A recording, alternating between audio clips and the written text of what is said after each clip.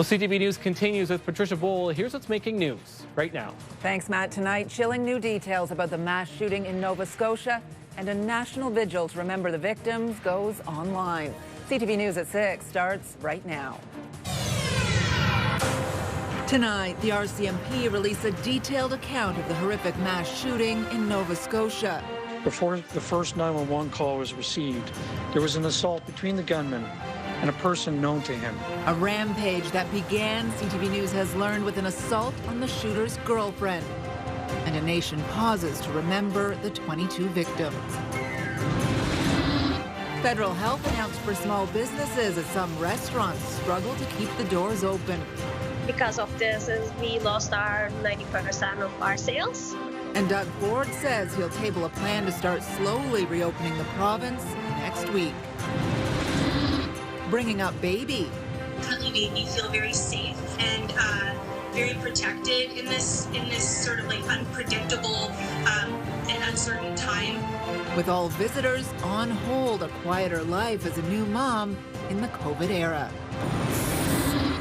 And when the world feels a little dark, he finds a way to bring back color.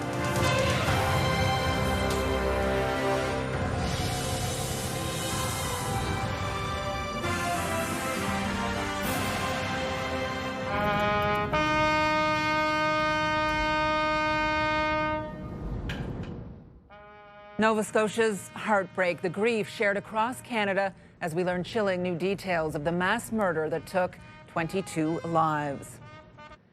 Good evening. Graham is off tonight. We begin with breaking news and new information about the deadly attacks in Nova Scotia, a province already on edge, shaken today with an emergency alert.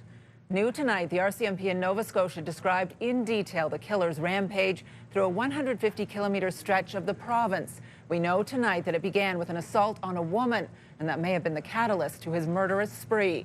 And there was an emergency alert issued today. Police are currently on scene in the wooded area between Haliburton Hills and... Breaking news from Halifax. Nova Scotia RCMP investigating reports of shots fired in at least 3 Halifax area communities. This is the emergency alert issued advising residents to stay inside. Not long ago, RCMP gave the all clear. With the latest tonight, CTV's Kevin Gallagher. On the same day, Canadians are coming together virtually to mourn the 22 victims of the country's deadliest mass shooting. Pin at the top. The RCMP laid out a timeline of the horrific rampage, but still don't have a motive. It's a very fluid investigation. It is complicated. The carnage started late Saturday in Portapique, where police confirmed Gabriel Wortman killed 13 people, setting several homes on fire. The Tuck family were among his victims. Their home was not set on fire.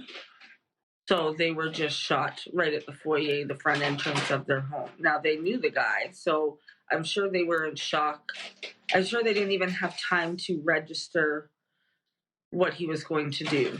CTV News learned the gunman assaulted and tied up his longtime girlfriend that night. She managed to escape into the woods. That could have been a catalyst to this. When she emerged from hiding early Sunday, police say she told them Wortman had a replica RCMP vehicle, a fake uniform, and possessed firearms.